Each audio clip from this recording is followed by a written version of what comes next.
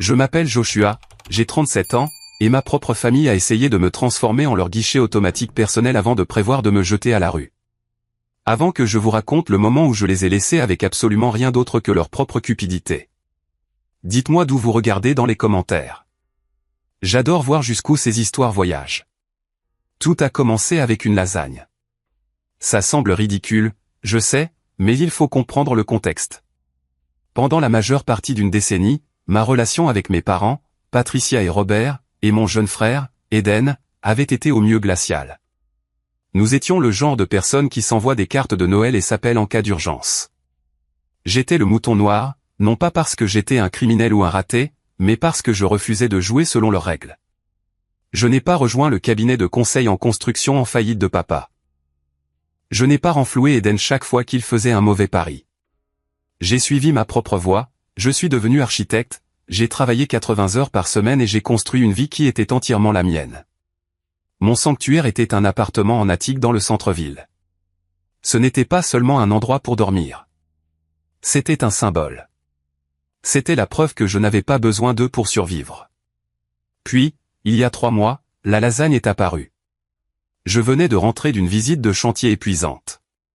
Mes bottes étaient poussiéreuses, ma cravate était défaite, et tout ce que je voulais, c'était un scotch et le silence. Mais quand je suis sorti de l'ascenseur, qui s'ouvrait directement sur mon hall d'entrée, j'ai senti l'odeur du basilic et de l'ail rôti. Ma mère était dans ma cuisine. Surprise, a-t-elle gazouillé, s'essuyant les mains sur un torchon que je ne possédais certainement pas. Elle portait des perles et un pull en cachemire, ayant l'air en tout point de la matriarche attentionnée. Papa était assis sur mon canapé en cuir italien, lisant un magazine, et Eden était sur le balcon, fumant une cigarette et se penchant dangereusement près de ma rambarde. « Maman, j'ai laissé tomber mes clés dans le bol. »« Comment es-tu entré ?»« Oh, ne sois pas bête, Josh, » a-t-elle dit en sortant un plat fumant du four. Le portier, Victor, se souvient de nous. Je lui ai dit que nous voulions surprendre notre architecte préféré avec un repas fait maison. Tu as l'air mince. As-tu bien mangé? Mon estomac s'est noué, non pas de faim, mais à cause du ton. Il était chaleureux, trop chaleureux. C'était le genre de chaleur qui précédait habituellement une demande d'argent. Mais j'étais fatigué, et la nourriture sentait bon, alors j'ai baissé ma garde. Juste un peu. Je vais bien, maman, dis-je en me dirigeant vers le réfrigérateur pour prendre de l'eau. Mais la prochaine fois, appelle d'abord. J'aurais pu être en réunion ici. N'importe quoi, a lancé papa depuis le canapé. Il n'a pas levé les yeux du architectural digeste qu'il feuilletait. La famille n'a pas besoin de rendez-vous. Au fait, cet endroit. La valeur marchande a dû monter en flèche depuis l'ouverture de l'extension du métro à proximité. Sur quoi es-tu assis ici? 2 millions? 3. La question était désinvolte, mais ses yeux étaient vifs. Il parcourait la pièce, évaluant les luminaires, l'art, la vue. C'était moins un père rendant visite à son fils qu'un expert évaluant une saisie. Je n'ai pas vérifié, papa, ai-je menti. Je vérifiais la valeur tous les mois. C'était mon principal atout. Pourquoi? Juste curieux, a-t-il haussé les épaules, fermant finalement le magazine. C'est un grand espace pour un seul homme. Beaucoup d'entretien, beaucoup d'impôts. Je gère, dis-je sèchement. Nous nous sommes assis pour dîner. C'était surréaliste. D'habitude, les dîners de famille impliquaient des questions sur pourquoi je n'étais pas encore marié ou pourquoi je n'aidais pas Eden à trouver un emploi dans mon cabinet. Ce soir, c'était des compliments. Des compliments sucrés à n'en plus finir. Ce comptoir en marbre est exquis, a dit maman en caressant la pierre. Tu as un goût si raffiné, Joshua. Contrairement à contrairement à la plupart des gens de ton âge. Et l'emplacement, a ajouté Eden, la bouche pleine de fromage, à distance de marche des meilleurs clubs. Te rends-tu compte de la chance que tu as, mon frère? Eden avait 32 ans, mais il s'habillait et agissait toujours comme un étudiant de 2e année en vacances de printemps. C'était l'enfant chéri. Pendant que je trime en études supérieures, Eden se trouvait en Europe aux frais de papa. Quand j'ai eu ma première promotion, Eden a eu une conduite en état d'ivresse que la famille a étouffée. Il était charmant, beau et entièrement inutile. Ce n'est pas de la chance, Eden, dis-je, incapable de me retenir. C'est du travail. C'est une hypothèque. D'accord, d'accord, a-t-il agité une fourchette avec dédain. Mais quand même. Bel appart. Tout au long du repas, la conversation revenait sans cesse sur mes finances, pas directement, mais en large cercle de requins. Maman a demandé si j'avais un bon avocat pour ma planification successorale. Papa a demandé les taux d'intérêt de mes prêts. Ils pêchaient. Je ne savais tout simplement pas encore ce qu'ils essayaient d'attraper. Après le dîner, je suis allé aux toilettes. Quand je suis revenu, je me suis arrêté dans le couloir. L'acoustique du Penthouse était délicate. Le son se propageait de manière inattendue. J'entendais un bruissement venant de mon bureau. J'y suis entré silencieusement. Eden était debout près de mon bureau en acajou. Il ne se contentait pas de le regarder.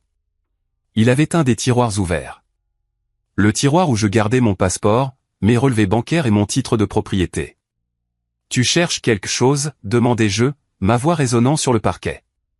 Eden sursauta, claquant le tiroir. Il se retourna. Un sourire coupable plaqué sur son visage. « Ouah, tu m'as fait peur, mon frère. Je cherchais juste un briquet. J'ai laissé le mien sur le balcon. Il n'y a pas de briquet dans mon classeur, Eden. » Il rit. Un son nerveux et cassant. Ouais, je m'en suis rendu compte. Et, détends-toi. Tu es si coincé. J'admirais juste les meubles. Papa a raison. Tu as vraiment bien réussi. Je me suis approché de lui, entrant dans son espace personnel jusqu'à ce qu'il recule. Sors de mon bureau. Nous sommes retournés au salon, mais l'ambiance avait changé. Je les ai vus échanger des regards, un triangle de communication silencieux dont j'avais été exclu toute ma vie. On devrait y aller, dit papa en se levant et en vérifiant sa Rolex. Une montre que je savais qu'il avait achetée à crédit il y a des années.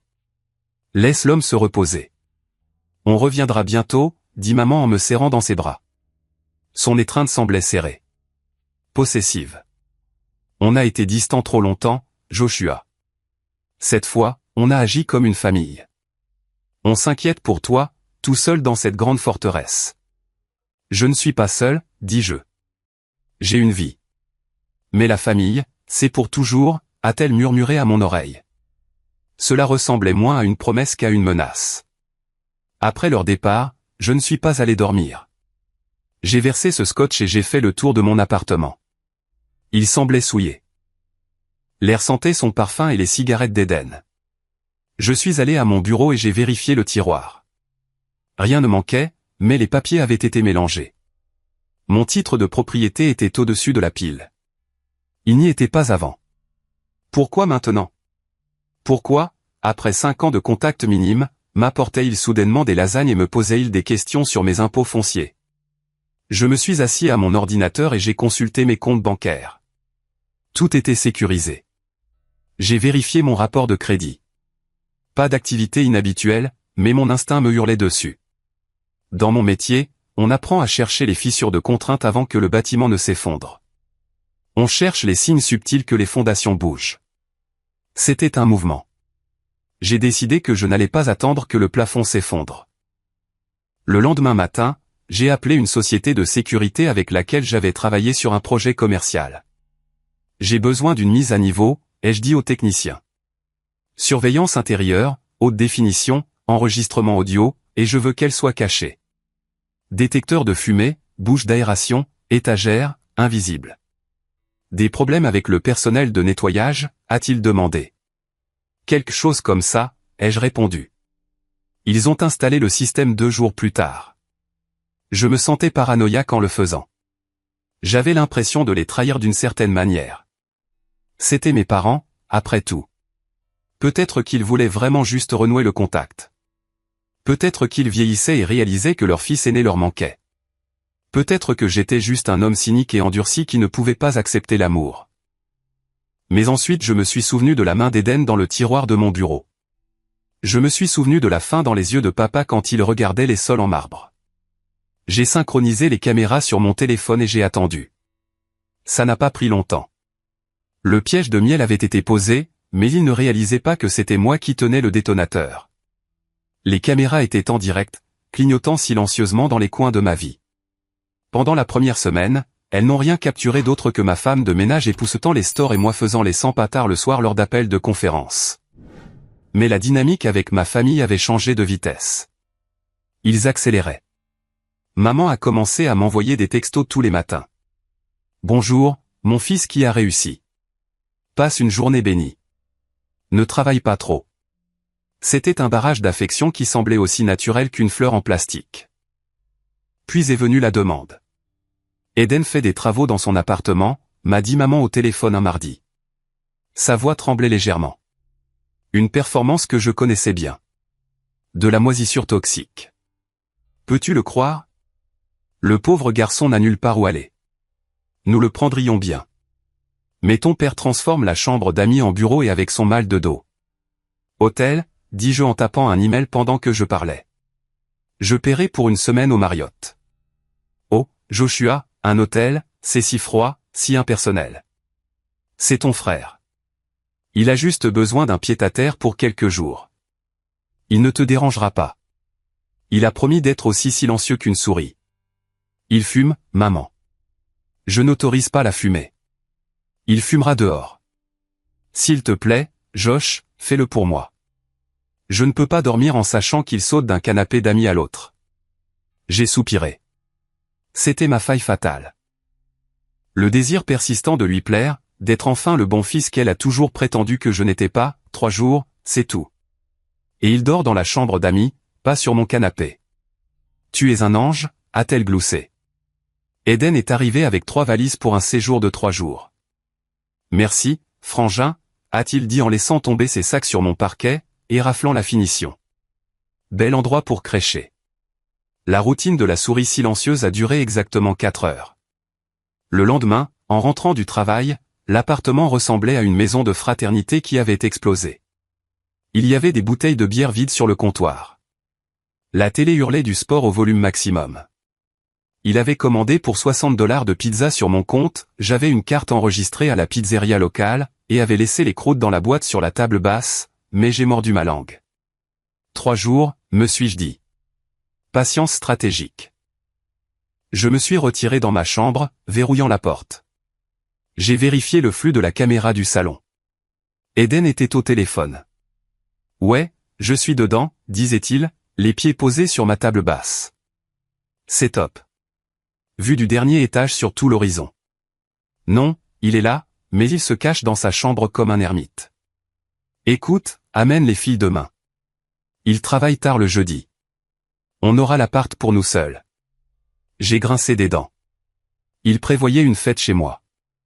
Je lui ai envoyé un texto. Pas d'invité, point. Il a regardé son téléphone, a levé les yeux au ciel et n'a pas répondu. Le jeudi est arrivé. J'avais une présentation cruciale avec un client, visant une promotion massive qui assurerait mon partenariat dans l'entreprise. J'ai quitté la maison à 6 heures du matin. Ne touche à rien, ai-je dit à un Eden endormi.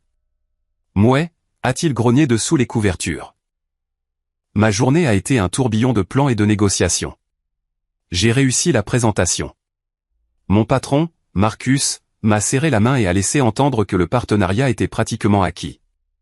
J'étais aux anges. J'ai décidé de partir plus tôt, peut-être de prendre un steak de célébration sur le chemin du retour. Je suis entré dans mon parking à 16 heures.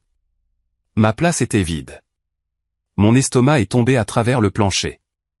Je conduisais une Porsche 911 Turbo et c'était ma fierté et ma joie, la seule extravagance que je me permettais. Elle était élégante, noire et incroyablement puissante. Et elle avait disparu. J'ai garé mon SUV de banlieue et j'ai couru vers le portier.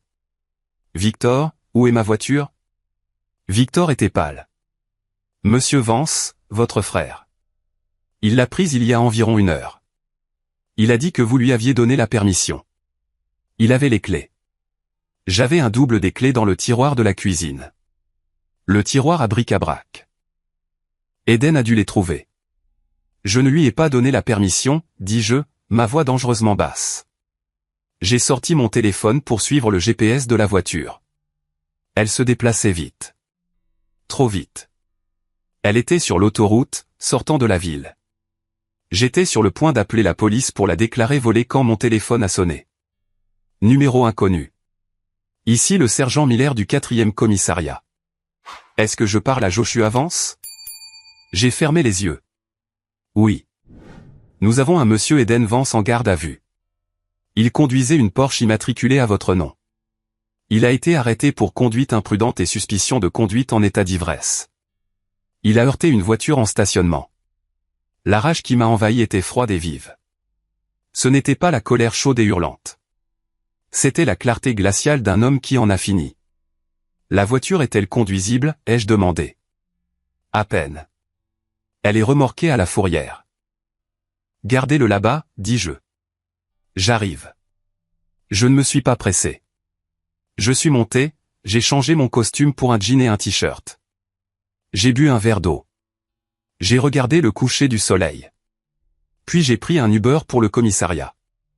Eden était assis dans une cellule de détention, l'air débraillé et sentant la vodka bon marché. Quand il m'a vu, il n'avait pas l'air désolé. Il avait l'air agacé. « Tu en as mis du temps » a-t-il marmonné. « Sors-moi de là. Ces flics sont des blagues. Tu as volé ma voiture, Eden. Tu as détruit ma voiture. Je ne l'ai pas volée.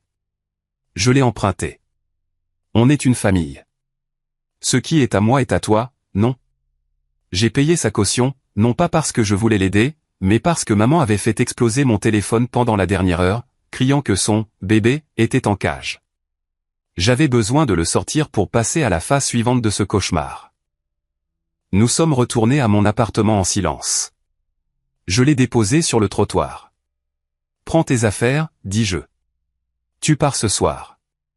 Tu ne peux pas me mettre dehors, ricana-t-il. Maman a dit. Je me fiche de ce que maman a dit.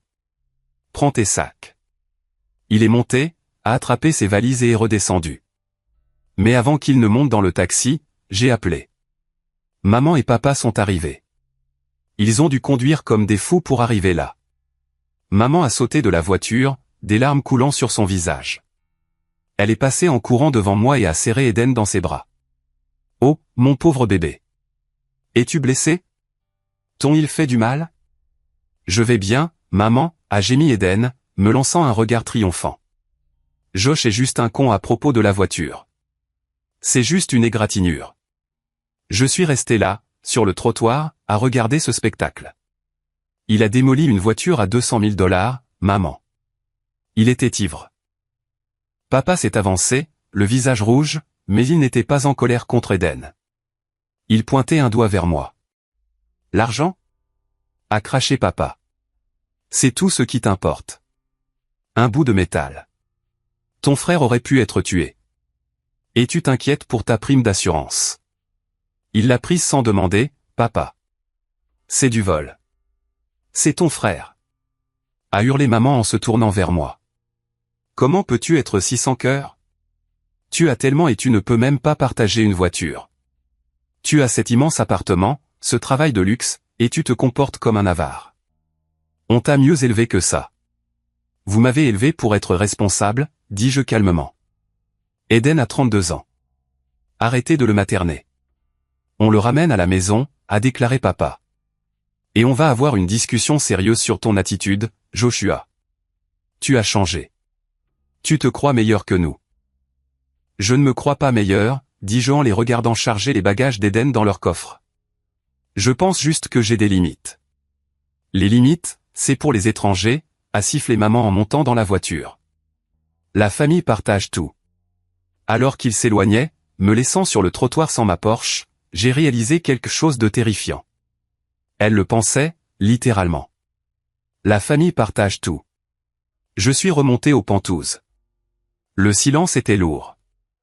J'ai ouvert mon ordinateur portable et j'ai regardé les enregistrements de la caméra des 3 derniers jours. Je devais savoir exactement ce qu'Eden avait fait chez moi quand je n'étais pas là. J'ai parcouru la chronologie. Boire, dormir, regarder la télé. Et puis je l'ai trouvé. Mercredi, 14 h. Maman et papa étaient venus pendant que j'étais au travail. Eden les a laissés entrer. Ils se sont assis à ma table à manger. Pas pour manger. Ils avaient des documents étalés. J'ai augmenté le volume au maximum. Le son était net. Es-tu sûr que ça marchera, Rob, a demandé maman, la voix basse. Il le faut, a répondu papa. L'entreprise est sous l'eau, Patricia. On a 3 mois avant que les créanciers ne saisissent la maison. On a besoin d'une bouée de sauvetage. Josh ne nous donnera pas l'argent comme ça, a dit Eden, les pieds sur la table. Il est radin. Il n'aura pas à le donner, a dit papa en tenant une feuille de papier. On a juste besoin qu'il signe la procuration. On lui dit que c'est pour la planification successorale, comme on en a parlé. Une fois que j'aurai le contrôle de ses biens, je pourrai utiliser cet appartement comme garantie contre la dette. Mon sang s'est glacé. Je suis resté assis là, figé, fixant l'écran. Et s'il le découvre, a demandé maman. Le temps qu'il le découvre, a dit papa en souriant d'un sourire que je n'avais jamais vu auparavant, il sera trop tard.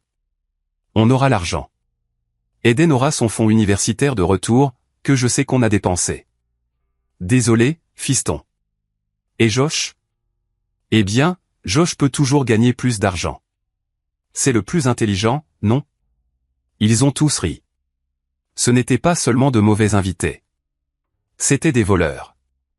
Ils complotaient pour liquider ma vie afin de payer leurs erreurs. Je me suis penché en arrière dans mon fauteuil, la lumière de l'écran baignant mon visage. La tristesse avait disparu. La colère avait disparu. Tout ce qui restait était un plan. Pendant longtemps, je suis resté assis là, dans le noir, à rejouer cet extrait. Josh peut toujours gagner plus d'argent. C'est le plus intelligent, non? La cruauté désinvolte de la chose était ce qui faisait le plus mal. Ce n'était pas seulement l'argent. C'était le mépris total de mon humanité. Pour eux, je n'étais pas un fils ou un frère. J'étais une ressource. J'étais un filon d'or qu'ils avaient découvert et qu'ils prévoyaient d'exploiter à ciel ouvert jusqu'à l'effondrement de la montagne. Je devais connaître toute l'étendue des dégâts.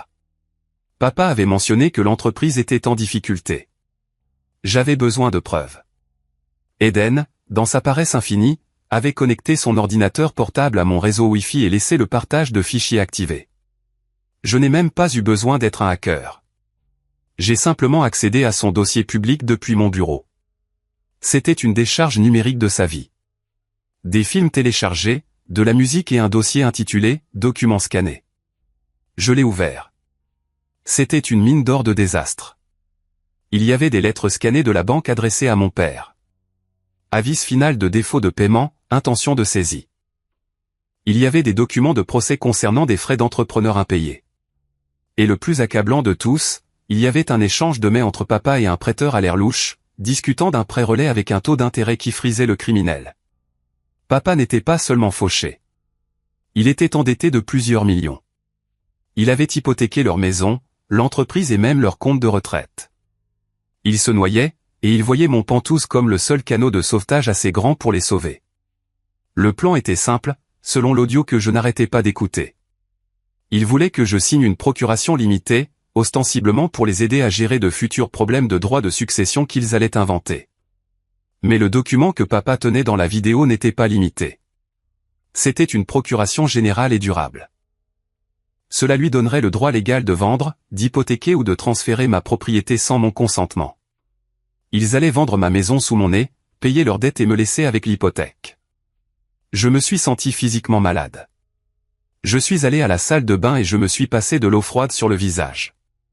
Je me suis regardé dans le miroir. J'avais l'air fatigué. J'avais l'air d'une victime. Non, dis-je au reflet.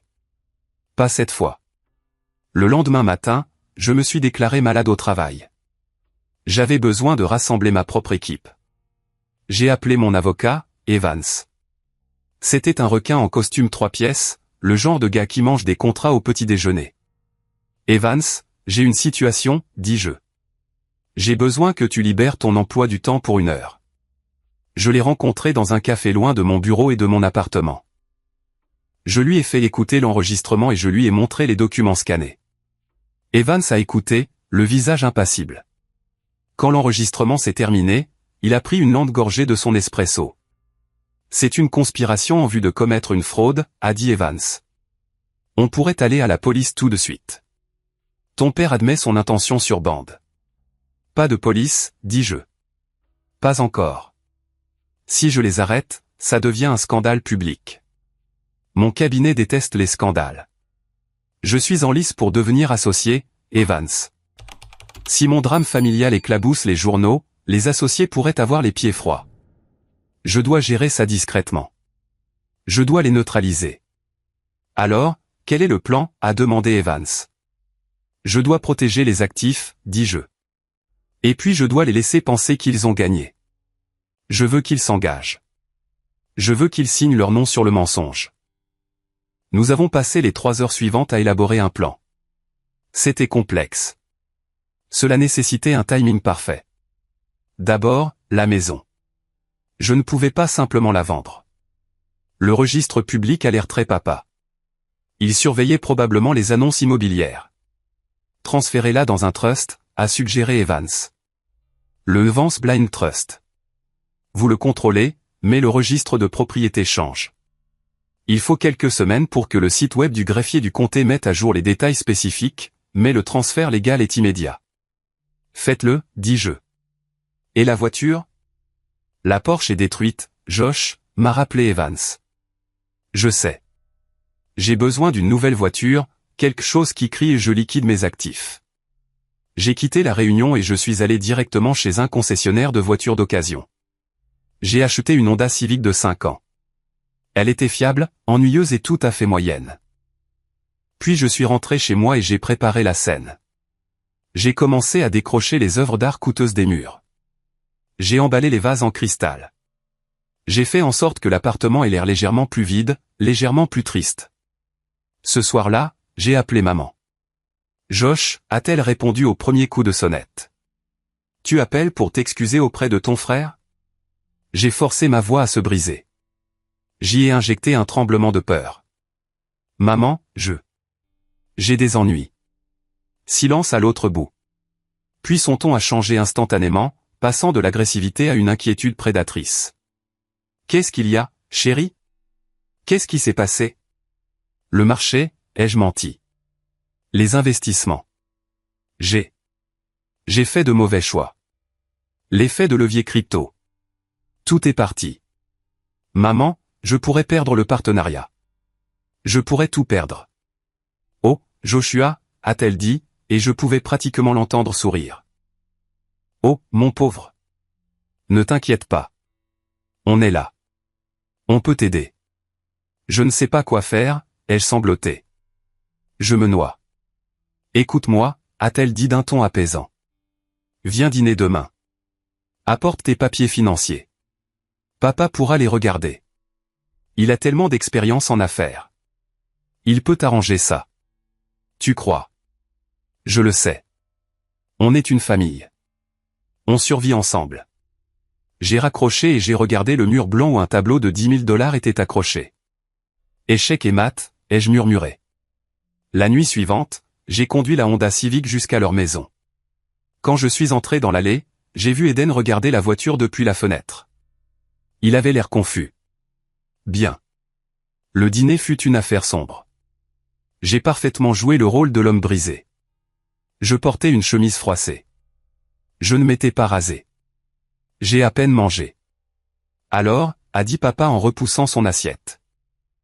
À quel point c'est grave? Grave, dis-je en mettant ma tête dans mes mains. J'ai besoin de liquidité. J'ai besoin de protéger la valeur nette de l'appartement avant que les créanciers ne me poursuivent. Je pensais vendre, mais le marché est faible. Non, a interrompu papa trop rapidement. Ne vends pas. Pas encore. Si tu vends en situation de détresse, tu perdras de la valeur. Alors que dois-je faire? Papa a jeté un coup d'œil à maman. Transfère-nous la gestion, a-t-il dit en douceur. Cède la propriété à une société holding familiale. On peut la protéger. J'ai des relations. Je peux tenir les loups à distance pendant que tu te remets sur pied. Tu ferais ça pour moi, ai-je demandé en levant des yeux larmoyants. Après la façon dont j'ai traité Eden? De l'eau a coulé sous les ponts, a dit Eden en souriant. Il s'imaginait probablement déjà organiser des fêtes dans mon Pantouse d'ici le week-end. On te soutient, frangin. Papa a sorti un dossier de sous sa chaise. Il l'avait préparé. J'ai pris la liberté de rédiger quelques papiers. Juste des mesures de protection standard.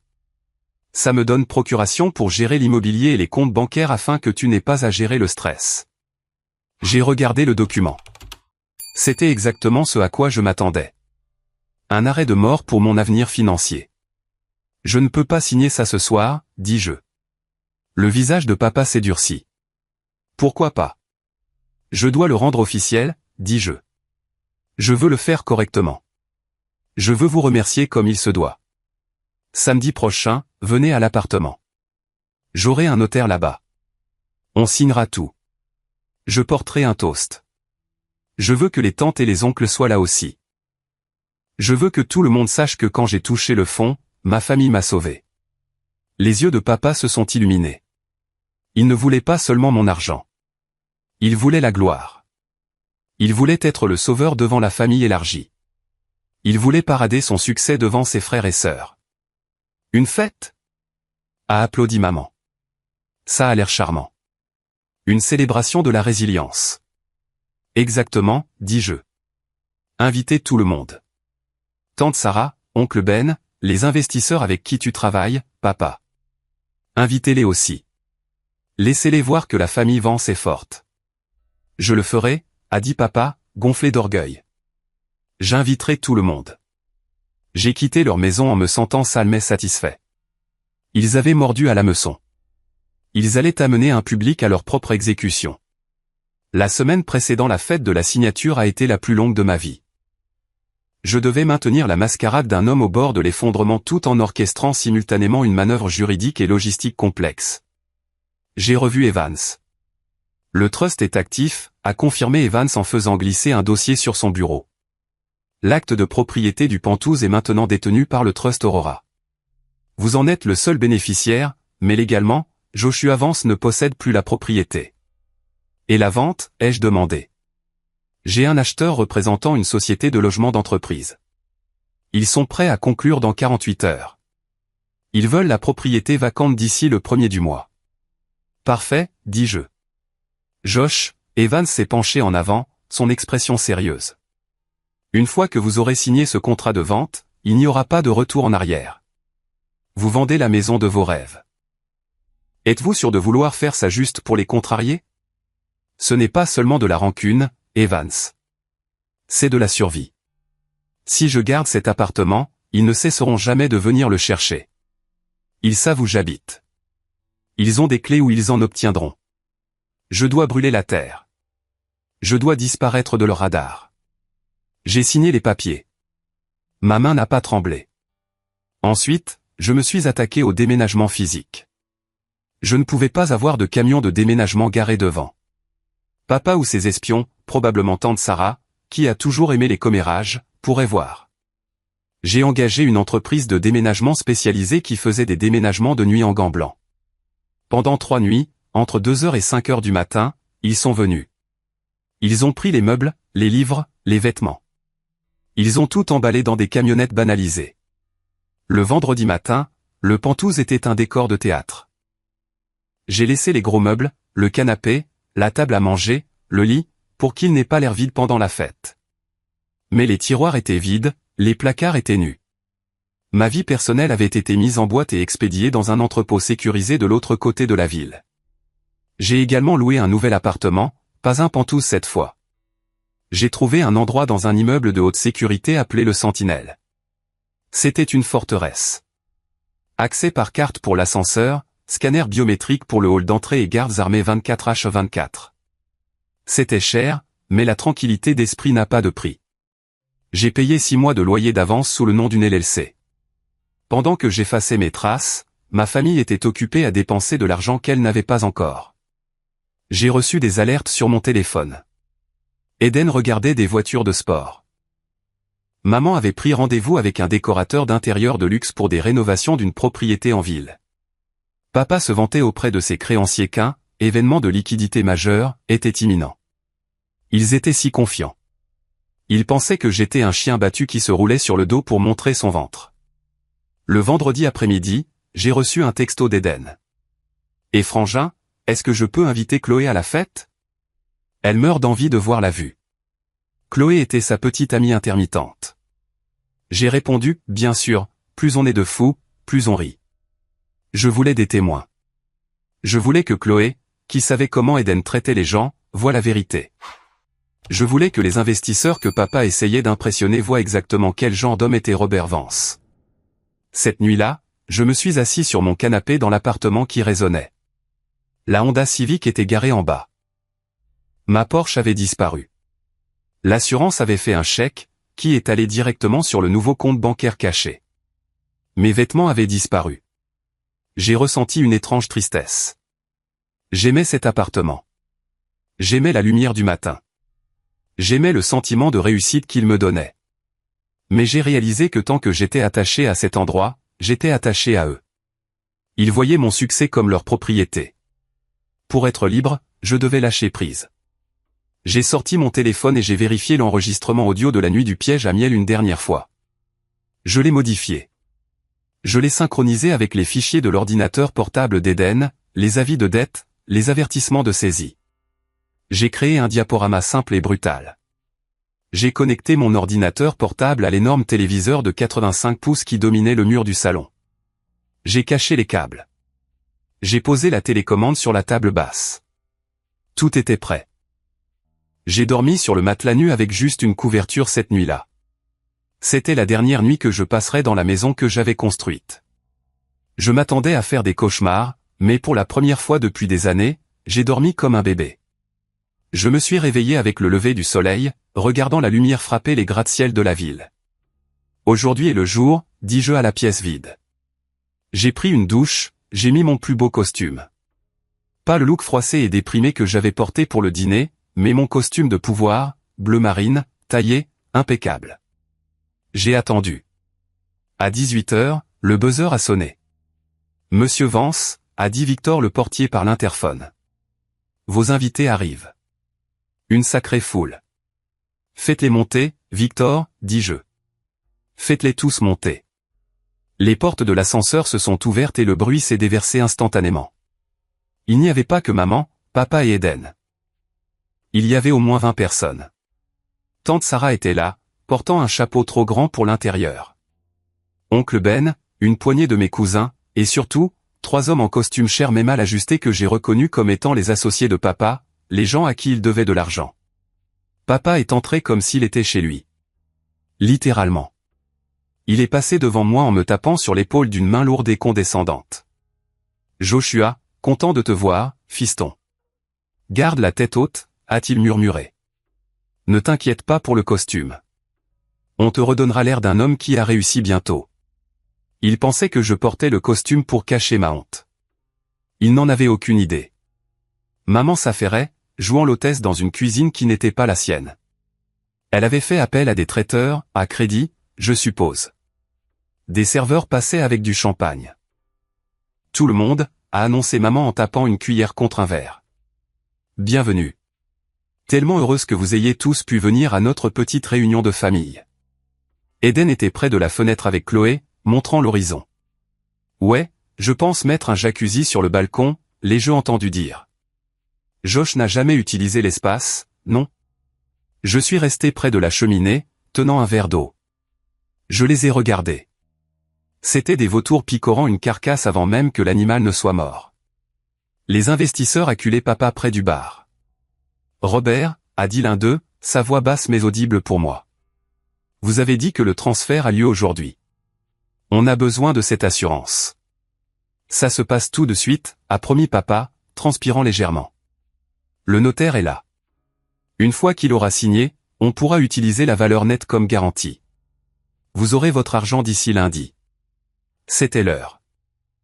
Le notaire, un petit homme nerveux que papa avait engagé, s'est installé sur la table à manger. Il a étalé les documents, la procuration générale et durable, le transfert de l'acte de propriété. Papa m'a fait signe de venir. Joshua, viens. Débarrassons-nous des formalités pour pouvoir célébrer. La pièce est devenue silencieuse. Tous les yeux étaient sur moi. Tante Sarah me regardait avec pitié. Eden me regardait avec cupidité. Maman me regardait avec triomphe. Je me suis approché de la table. J'ai pris le stylo. Signe juste là, a dit papa en montrant la ligne. Et ici, et une initiale là. J'ai regardé le papier. Puis j'ai regardé papa. Tu sais, papa, dis-je, ma voix portant clairement dans la pièce silencieuse. Je pensais à ce que tu as dit l'autre soir, sur le fait que la famille partage tout. Bien sûr, fiston, a dit papa en souriant crispement. Signe juste. Et je me suis dit, ai-je poursuivi en posant le stylo, que si nous partageons tout, nous devrions aussi partager la vérité. Le sourire de papa s'est effacé. Josh, qu'est-ce que tu fais? Les investisseurs attendent. Je sais, dis-je. Je pense qu'ils trouveront ça très intéressant. J'ai pris la télécommande sur la table et j'ai appuyé sur lecture. L'énorme écran de télévision derrière moi s'est allumé. Le son a rempli la pièce. C'était limpide. On a 3 mois avant que les créanciers ne saisissent la maison. On a juste besoin qu'ils signent. Une fois que j'aurai le contrôle de ces biens, je pourrai utiliser cet appartement comme garantie. Josh peut toujours gagner plus d'argent. C'est le plus intelligent, non? Le silence dans la pièce était absolu. C'était un vide. Papa est devenu pâle. Sa bouche s'est ouverte, mais aucun son n'en est sorti. Maman a laissé tomber son verre de champagne. Il s'est brisé sur le sol en marbre. Le bruit comme un coup de feu. Sur l'écran, le diaporama a commencé. Diapositive 1, l'avis de saisie de la maison de mes parents. Diapositive 2, la lettre de défaut de paiement de l'entreprise de papa. Diapositive 3, la demande de prêt relais non autorisé utilisant mon nom comme garant, que j'avais trouvé dans les fichiers d'Eden. Les investisseurs ont halté. L'un d'eux s'est avancé. Robert, qu'est-ce que c'est? Vous avez dit que l'entreprise était solvable. Vous avez dit que c'était juste une expansion. C'est une erreur, a balbutié papa en regardant sauvagement de l'écran à moi. Joshua, éteins ça. Il est mentalement instable. Il a truqué ça. Vraiment, ai-je demandé. J'ai cliqué à nouveau sur la télécommande. Une vidéo a été diffusée. C'était l'enregistrement de sécurité d'Eden conduisant ma Porsche hors du garage. Puis une capture d'écran du rapport de police pour la conduite en état d'ivresse. Chloé a halté et a retiré sa main du bras d'Eden. Tu as dit que c'était ta voiture. Tu as dit que tu l'achetais. Je le suis, a hurlé Eden, le visage devenant violet. Josh, éteins ça. Non, dis-je. Ma voix était calme, stable et froide comme la glace.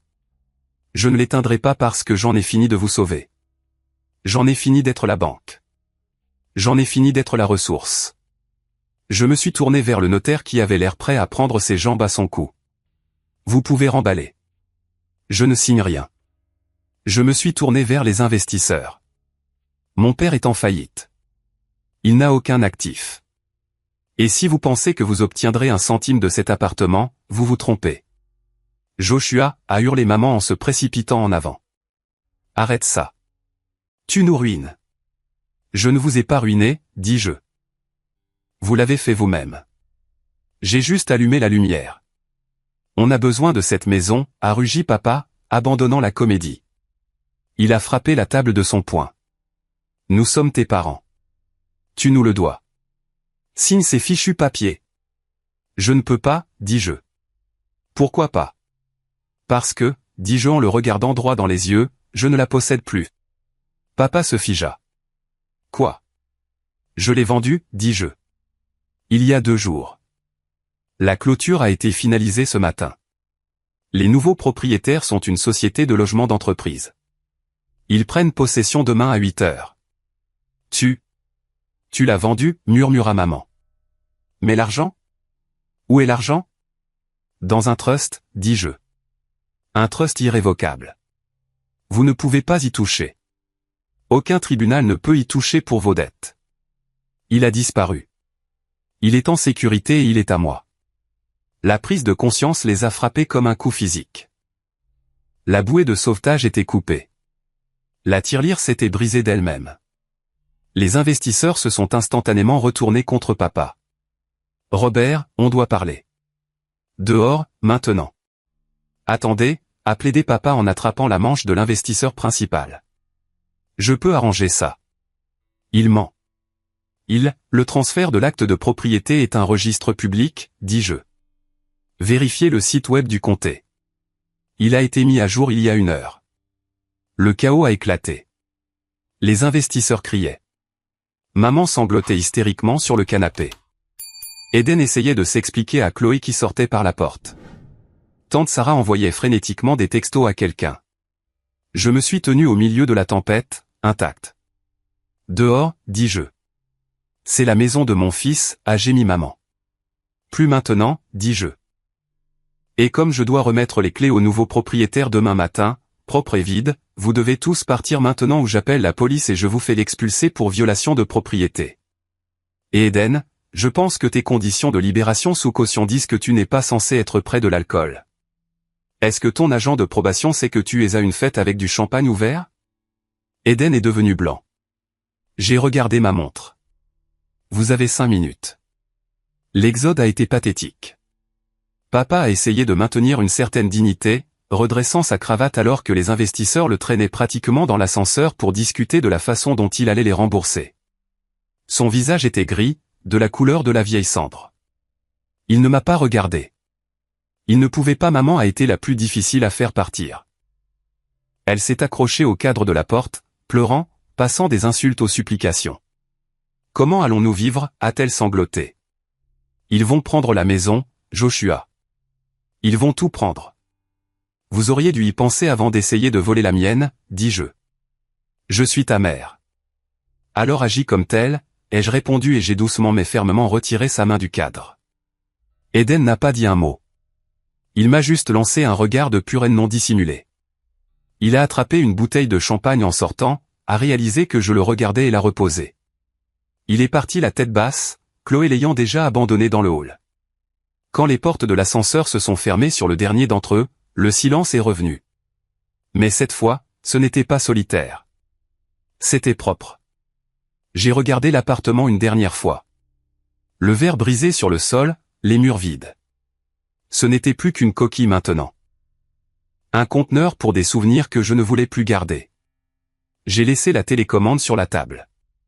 J'ai laissé les clés sur le comptoir. J'ai pris mon unique sac de sport, la seule chose que j'avais gardée avec moi. Je suis sorti et je n'ai pas fermé à clé. Ce n'était plus mon problème. En bas, Victor se tenait à son bureau. Il avait l'air inquiet. Monsieur Vance, est-ce que tout va bien? C'était intense. C'est bon, Victor, dis-je. Je lui ai tendu une enveloppe. À l'intérieur, il y avait un chèque de banque de $5000. C'est pour vous. Merci de toujours veiller sur moi, et de m'avoir parlé des lasagnes. Victor a regardé le chèque et ses yeux se sont agrandis. Monsieur Vance, je ne peux pas accepter ça. Et Victor, si quelqu'un demande, vous ne m'avez pas vu. Vous ne savez pas où je suis allé. Victor a hoché la tête solennellement. Compris, monsieur. Bonne chance. Je suis sorti du bâtiment. L'air du soir était frais. Un taxi jaune attendait au bord du trottoir. Je n'ai pas pris de Uber. Je ne voulais pas de traces numériques. Où allons-nous? A demandé le chauffeur. Le Sentinelle, dis-je. Alors que nous nous éloignions, j'ai retiré la carte SIM de mon téléphone. Mon téléphone vibrait sans arrêt depuis 10 minutes.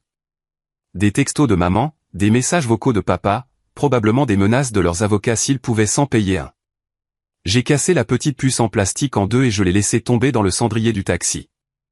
Des ennuis? A demandé le chauffeur en jetant un coup d'œil dans le rétroviseur. Plus maintenant, dis-je. Nous avons traversé la ville. J'ai regardé les lumières défiler. Je me sentais plus léger que je ne l'avais été en 20 ans. Le poids des attentes, le fardeau d'être le responsable, l'anxiété constante d'attendre que le coup près tombe. Tout avait disparu. Je suis arrivé au Sentinelle. Le garde à la porte a vérifié ma carte d'identité sur une liste. Bienvenue chez vous, monsieur Vance, a-t-il dit. Oh. Je suis monté à mon nouvel appartement.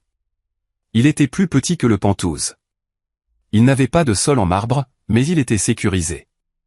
Personne n'avait de clé sauf moi. Je me suis assis sur le balcon du nouvel appartement, regardant une vue différente de la ville. J'ai ouvert une nouvelle bière, une bière bon marché, pas le vin importé que maman aimait. Elle était délicieuse. Je savais que les retombées ne faisaient que commencer pour eux. Les investisseurs allaient dépouiller l'entreprise de papa. La banque allait saisir leur maison. Eden devrait trouver un travail ou un nouveau pigeon.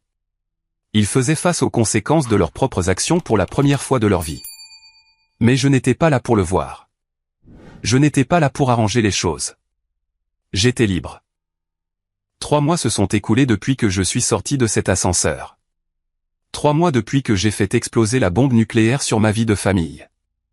Vous pourriez penser que j'ai passé ces premières semaines à regarder par-dessus mon épaule, attendant que la police frappe à la porte ou que mon père surgisse d'un buisson. Mais la vérité est que le silence a été absolu. Il était lourd, oui, mais c'était la lourdeur d'une épaisse couverture, pas d'un fardeau. Je me suis installé dans la vie aux sentinelles. Il a bien mérité son nom. La sécurité était de niveau militaire. Mon nom n'était pas sur la sonnette. C'était juste un numéro. Mon courrier allait à une boîte postale gérée par un service tiers. J'étais, à toutes fins utiles, un fantôme. Et en parlant de fantôme, j'ai décidé qu'il était temps de changer ma façon de me déplacer dans le monde. La Honda Civic avait fait son temps. C'était le camouflage parfait pour un homme qui faisait semblant d'être fauché. Mais je n'étais pas fauché. En fait, sans le drainage financier constant des prêts à Eden ou de l'achat de cadeaux coûteux pour acheter l'affection de ma mère, mes économies s'accumulaient plus vite que jamais. Je suis allé chez un concessionnaire à la périphérie de la ville. Je ne voulais pas de voiture de sport cette fois. La Porsche avait été une question de vitesse, de tape à accent grave-l'œil, de prouver que j'étais jeune et que j'avais réussi. Cette phase de ma vie était terminée. Je voulais autre chose maintenant. Je voulais une forteresse sur roues. J'ai acheté une Rolls-Royce Ghost. Elle était d'un bleu nuit profond, presque noir. Quand je fermais la porte, le son était comme celui d'un coffre-fort de banque qui se fermait. C'était lourd, solide et impénétrable. La conduire, c'était comme flotter dans une capsule pressurisée, séparée du bruit et du chaos du monde extérieur. Ce n'était pas seulement une voiture. C'était une déclaration à moi-même. J'étais en sécurité. J'étais isolé. Mais juste au moment où je m'habituais à la paix, le passé a essayé de revenir en rampant. Ça a commencé par un email à mon adresse professionnelle. C'était de tante Sarah. Il faut que vous compreniez Sarah. C'était la sœur cadette de ma mère, la gentille. C'est elle qui me donnait des bonbons en cachette quand maman me mettait au régime à 10 ans. C'est elle qui m'écoutait quand je pleurais parce que papa avait manqué ma remise de diplôme. J'avais un faible pour elle. L'objet était simplement « café ». Le corps de l'email était court. Josh, je ne demande rien. Je ne suis pas une espionne pour eux. Je veux juste voir si mon neveu est en vie. S'il te plaît, juste 10 minutes. Mon instinct était de le supprimer. Mon avocat, Evans, m'avait dit de maintenir le silence radio, mais une partie de moi, celle qui désirait encore un lien avec mon histoire, a hésité. Elle n'était pas eux. Elle était là à la fête, oui, mais elle n'avait pas crié. Elle avait juste l'air triste. J'ai répondu, mardi, 10 heures, le café au coin de la 5e et de Maine. N'amène personne. Je suis arrivé 30 minutes en avance. Je me suis assis au fond, regardant la porte. Je voulais m'assurer qu'elle ne traînait pas papa ou Eden derrière elle. À 10 heures précises, Sarah est entrée. Elle avait l'air d'avoir 10 ans de plus qu'à la fête. Ses épaules étaient affaissées et elle portait un manteau qui avait l'air un peu effiloché au poignet. Elle a commandé un thé et s'est assise en face de moi. Elle ne m'a pas serré dans ses bras. Elle m'a juste regardé avec des yeux larmoyants. « Tu as l'air en forme, Josh », a-t-elle dit. « Reposé ? Tu as l'air reposé. »« Je le suis », dis-je en gardant les mains sur la table. « Comment vont-ils » Je n'avais pas l'intention de demander. C'est juste sorti. Sarah a soupiré et a remué son thé. « C'est grave, Josh. Pire que tu ne peux l'imaginer. » Elle a ensuite comblé les lacunes des 90 derniers jours. C'était un catalogue de catastrophes. Les investisseurs n'étaient pas simplement partis. Ils avaient intenté un procès. L'entreprise de papa était en liquidation. La banque avait saisi la maison familiale 3 semaines après la fête. Ils ont eu 30 jours pour quitter les lieux. Où habitent-ils, ai-je demandé, ressentant un étrange mélange de pitié et de détachement. Un appartement de 2 chambres près de l'aéroport, a dit Sarah. C'est bruyant.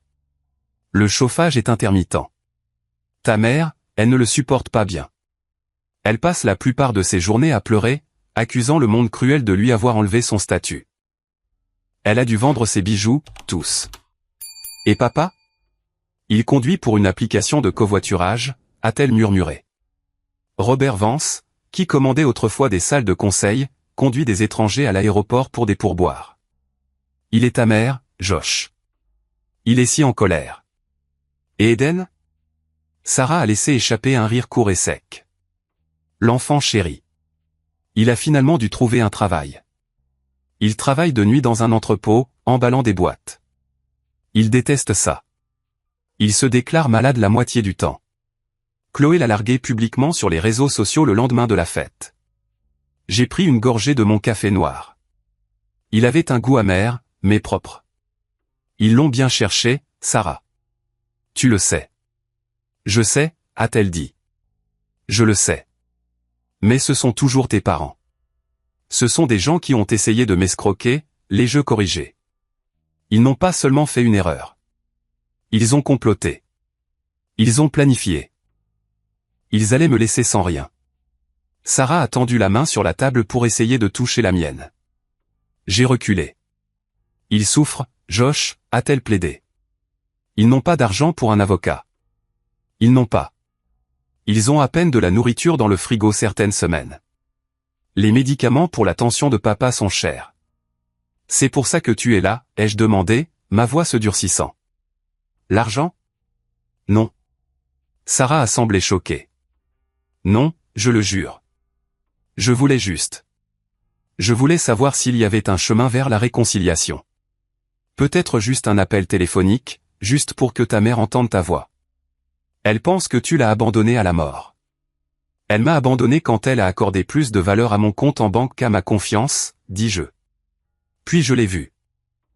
Le téléphone de Sarah était face contre table, mais la surface de la table était en verre et dans le verre, je pouvais voir la faible lumière rouge pulsante d'une application d'enregistrement.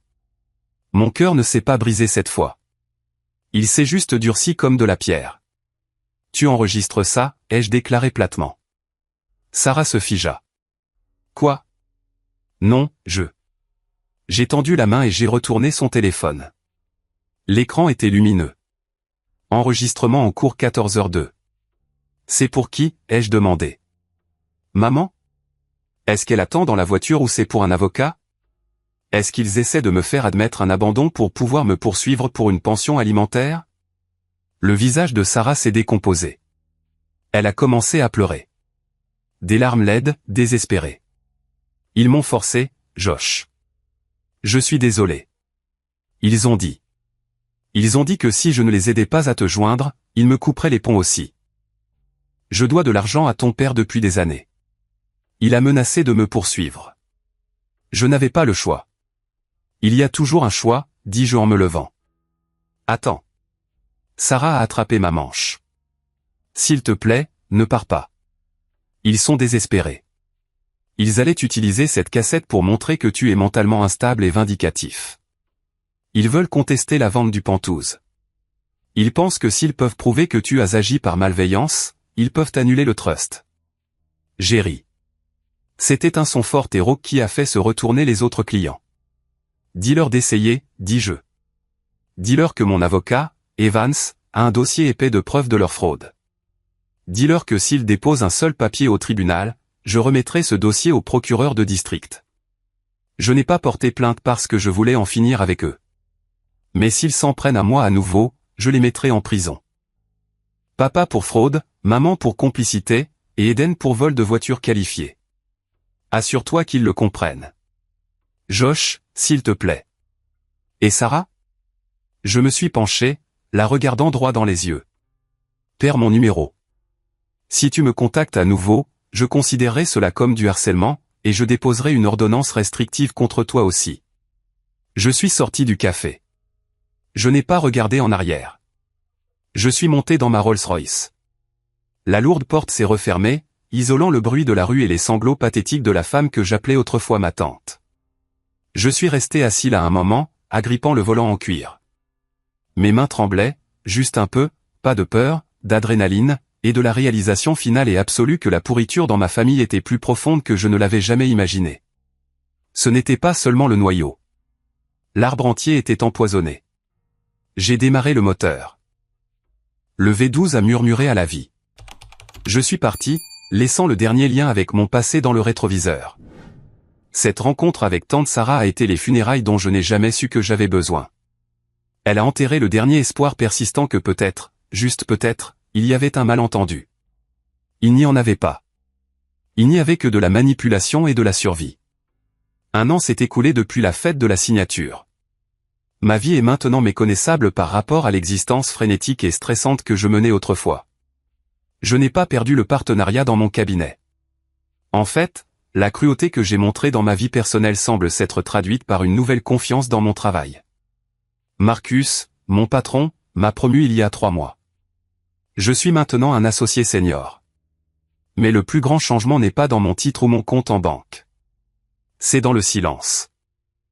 Je me réveille le samedi sans redouter un appel téléphonique. Je prépare le dîner sans m'inquiéter que quelqu'un débarque et critique mes meubles ou demande un prêt. J'ai réalisé que pendant 37 ans, j'avais porté un sac à dos plein de briques. J'étais tellement habitué au poids que je n'ai pas réalisé à quel point il était lourd jusqu'à ce que je le laisse tomber.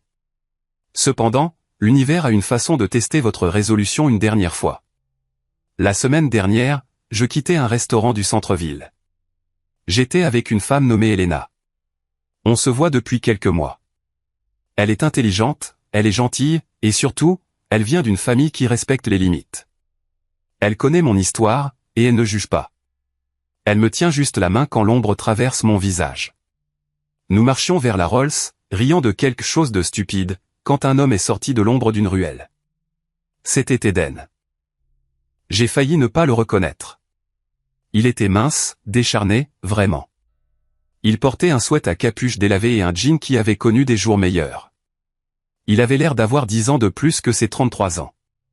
Elena a serré mon bras fort. Josh. C'est bon, dis-je en me plaçant entre elle et lui. Reste en arrière. Eden ne m'a pas chargé. Il n'a pas crié. Il est juste resté là, tremblant légèrement dans le froid de l'automne. Salut, frangin, a-t-il rappé.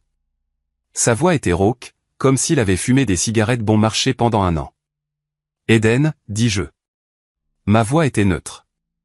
Tu ne devrais pas être ici. Tu sais, Evans t'a envoyé la mise en demeure.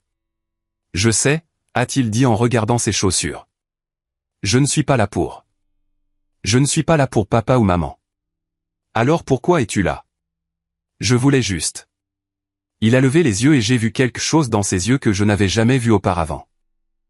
La défaite. Je voulais juste dire que tu avais raison sur tout. Je n'ai pas parlé. J'ai laissé le silence s'installer. Papa boit toute la journée maintenant, a poursuivi Eden, les mots se déversant comme s'il ne pouvait plus les retenir. Quand il ne conduit pas, il boit. Il t'accuse. Il m'accuse. Il accuse tout le monde sauf lui-même. Maman est. Elle est juste partie mentalement. Elle s'assoit dans cet appartement et parle à la télé. Ce n'est pas mon problème, Eden, dis-je. Je sais, a-t-il dit. Je sais. J'essaie juste de m'en sortir. J'ai trouvé un deuxième emploi. J'économise pour déménager dans un autre état. M'éloigner d'eux. Bien, dis-je. Tu devrais. Il a regardé la Rolls-Royce derrière moi, puis Elena, puis de nouveau moi. Tu as gagné, Josh. Tu t'en es sorti. Je voulais juste demander, comment as-tu fait? Comment as-tu simplement éteint la culpabilité? C'était l'héritage que j'avais reçu de mes parents. La culpabilité. Une émotion militarisée conçue pour me maintenir dans le rang. Je ne l'ai pas éteinte, lui ai-je dit en le regardant droit dans les yeux. J'ai juste réalisé que je me mettais le feu pour vous tenir tous au chaud, et que j'étais à court de carburant. Eden a hoché la tête lentement. Il avait l'air de vouloir demander de l'argent. Je pouvais voir le tic dans sa main, le désespoir dans sa posture. 100 $ signifierait le monde pour lui en ce moment. Mais je savais ce qui se passerait si je lui donnais $1. Il le dirait à maman. Si je lui donnais un pouce, il prendrait un mile. La porte devait rester fermée, verrouillée, boulonnée. Au revoir, Eden, dis-je. Tu ne peux pas juste, a-t-il commencé, la voix brisée. Juste pour le bon vieux temps. Un billet de 20. J'ai faim, Josh. C'était le test ultime. Mon frère mourant de faim devant moi. J'ai mis la main dans ma poche. Elena me regardait, retenant son souffle. J'ai sorti une carte. Ce n'était pas une carte de crédit. C'était une carte de visite d'un refuge local et d'une agence de placement que mon cabinet aidait bénévolement. Ils servent des repas chauds jusqu'à minuit, dit Jean en la lui tendant. Et ils peuvent t'aider avec ton CV si tu es sérieux au sujet de déménager. Eden a regardé la carte avec dégoût. Il l'a jetée par terre. Tu es un monstre, a-t-il craché. Le masque de l'humilité a glissé, révélant le même gamin suffisant en dessous. Tu as tout et tu me donnes un bout de papier. J'espère que tu pourriras dans cette voiture de luxe. Il s'est retourné et s'est éloigné dans l'obscurité, me maudissant à chaque pas. Je l'ai regardé partir. Il y a un an, cela m'aurait anéanti. Je lui aurais couru après, lui aurais donné $500 et me serais excusé d'avoir réussi. Mais ce soir je n'ai ressenti que du soulagement. Je me suis penché et j'ai ramassé la carte. Je l'ai dépoussiérée. Tu vas bien, a demandé doucement Elena en me touchant l'épaule. Ouais, dis-je en prenant une profonde inspiration de l'air frais de la nuit. Je vais mieux que bien. Je suis libre. Nous sommes montés dans la voiture. En partant, je n'ai pas regardé dans le rétroviseur. Il n'y avait rien derrière moi qui valait la peine d'être regardé. J'ai une nouvelle vie maintenant. J'ai une maison que personne ne peut me prendre. J'ai une partenaire qui m'aime pour qui je suis, pas pour ce que je peux fournir.